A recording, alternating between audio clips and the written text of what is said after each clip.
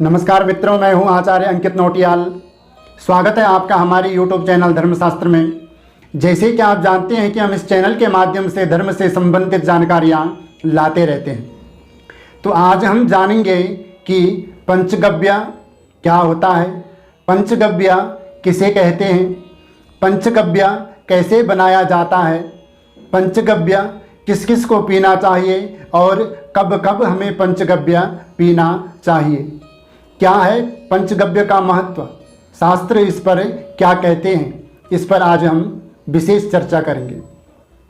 सबसे पहले हम जानेंगे कि आजकल की जो परंपरा है, आजकल के जो कर्म कराने वाले ब्राह्मण हैं या कर्म करने वाला जो यजमान है, सब आधा से ज़्यादा कर्म शास्त्र के विरुद्ध करवाते हैं।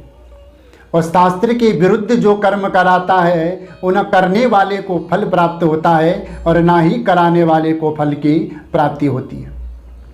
क्योंकि शास्त्रों में कहा गया है कि कोई भी कर्म हो, पहले से ही हमारे ऋषि मुनियों द्वारा ये नियम प्रचलित है कि जब भी हमारे घर में कोई शुभ कर्म हो तो सबसे पहले पंचगव्य बनाया जाता था और वो पंचगव्य सबको पिलाया जाता था। पंचगव्य पीने के बाद हम पूजा करने के अधिकारी थे, तब हम अपने घर में अनुष्ठान करते थे। पर आजकल कोई भी ना तो पंचगव्य बनाता है, ना कोई ब्राह्मण किसी को कहता है कि आप पंचगव्य बनाइए, ना कोई पंचगव्य पीना पसंद करता है। सबसे बड़ी बात तो ये है क्योंकि उनको गोबर और गोमूत्र से बदबू आती है, पर वो पंचगव्य बिल्कुल भी नहीं पीते हैं, इसीलिए अशुद्धि है। पंचगव्य पीने के बाद हमें सब कर्म पूजा पाठ यज्ञ इत्यादि करना चाहिए, उससे हमारी शुद्धि होती है। और जब हम पंचगव्य का ही पान नहीं करेंगे, पंचगव्य ही नहीं पिएंगे तो शुद्धि कहाँ से आ जाएगी। इसलिए पंचगव्य का बहुत बड़ा महत्व बताया गया है। वशिष्ठ मुनि के अनुसार कहा गया है कि गोमूत्रम गोमयम क्षीरम दति सर्प कुशोदकम निर्दिष्टम पंचगव्यातो पवित्रम मुनि पुंगवे।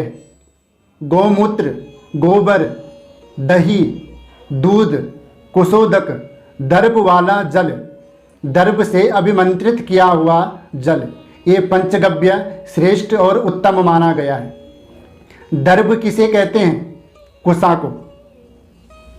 अगर कुशा ना हो तो आप दूब घास होती है ना, उसको ला सकते हैं। जब हम गोबर, गोमूत्र, दूध, दही, घी इत्यादि सब एक जगह इकट्ठा कर देते हैं, तब हमने उस दर्भ से, कुशा से या दूब घास की पवित्री बनाकर गायत्री मंत्र बोल करके उस पंचगव्य को अभिमंत्रित करना है। आप 3 बार कर लें, 5 बार कर लें। अभिमंत्रित करने के बाद तब उसका हमें पान करना है। तो पंचगव्य सबसे श्रेष्ठ और सबसे उत्तम बताया गया है वशिष्ठ मुनि जी के अनुसार। दूसरा प्रमाण आप सुनिए। अग्नि पुराण में कहा गया है कि कपिलायाः पंचमूत्रम मर्दपुष्टश्च गोमयम क्षीरम सप्तमूलम दद्यात् दग्नश्चैव फलद्वयम घृतमेक फलम दद्यात् फलमेकम कुशोदकम। अर्थात पंचगव्य में कपिला गाय का मूत्र 1 फल लेना चाहिए, गोबर अंगूठे के आधे हिस्से के बराबर लेना चाहिए, दूध 7 फल, दही 2 फल, घी 1 फल और कुशा का जल 1 फल हमें लेना चाहिए।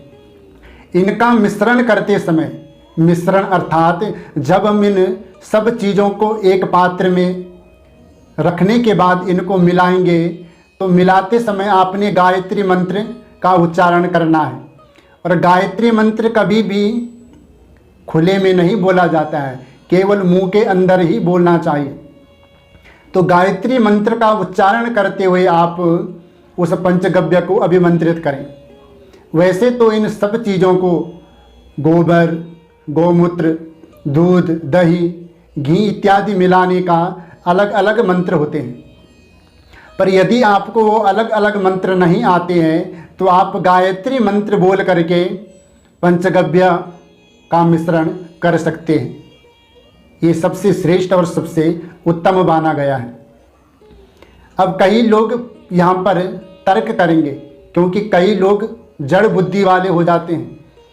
वो ना अपने आप कुछ करते हैं और ना ही दूसरे को कुछ करने देते हैं, ना ही अपने आप धर्म कर्म की ओर बढ़ते हैं और ना ही दूसरे को बढ़ने देते हैं। दूसरा बढ़े तो उस पर तर्क करने लगते हैं, टिप्पणियां करने लगते हैं कि गोबर और गौमूत्र से कुछ होता है। तो इन तर्क करने वालों से बिल्कुल आप दूर रहें। आप पहले ध्यान से सुनिए कि गोबर गौमूत्र में किन किन का वास है।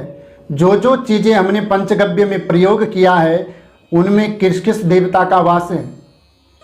तो शास्त्रों में बहुत सुंदर बात कही गई है कि गौमूत्र में वरुण देवता का वास होता है, गोबर में अग्निदेव का वास होता है, दूध में चंद्र देवता का वास होता है, दही में वायु देवता का वास होता है, घी में सूर्य भगवान का वास होता है, जल में साक्षात भगवान नारायण भगवान विष्णु का वास होता है और कुशा में ब्रह्मा जी का वास होता है।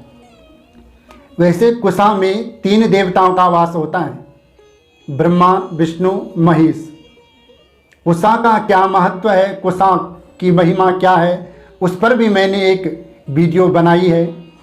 एक वीडियो कुशोत्पाटनी अमावस्या पर बनाई है और उससे पहले एक वीडियो मैंने कुशा की उत्पत्ति पर बनाई थी। कुशा का महत्व क्या है विस्तार पूर्वक आप उनको सुन सकते हैं, आपको जानकारियाँ प्राप्त होती रहेगी। इस प्रकार से पंचगव्य का बड़ा महत्व है। तो ध्यान रखिए, जब भी आप अपने घर में किसी ब्राह्मण को बुलाते हैं, यदि आप छोटे से छोटे पूजा पाठ भी कराते हैं, अपने घर में कोई जन्मदिन पूजा कराते हैं या सत्यनारायण भगवान की पूजा कराते हैं या सूतक है आपके घर में, उसके बाद आप अपने घर में शुद्ध का हवन कराते हैं, तो पंचगव्य का पान जरूर करना चाहिए, पंचगव्य जरूर पीना चाहिए। यदि आपके ब्राह्मण देवता आपको न बताएं तो आप उनसे कहिए कि पहले आप पंचगव्य बनाएं, पंचगव्य हमें पिलाएं, उसके बाद हम अपने घर में जो पूजा पाठ कर रहे हैं उसको प्रारंभ करेंगे। पंचगव्य को आप पूरे घर में भी छिड़काव कर सकते हैं उसका, क्योंकि कई लोग इन पर तर्क वितर्क करते हैं, भ्रांतियां फैला देते हैं लोगों के अंदर कि सनातन धर्म कुछ नहीं है, सनातन धर्म का ये प्रचार तो सिर्फ कमाने के लिए किया जाता है। ये तो इनकी अपनी मनगढ़ंत कहानियां हैं। तो इसीलिए जो श्लोक हैं, कौन सा किस ऋषि ने कहा है, कौन से पुराण से कौन सा श्लोक है, वो मैं आपको बताता हूँ। क्यों? ताकि आपको ये ना लगे कि ये अपने आप तो नहीं कहते हैं।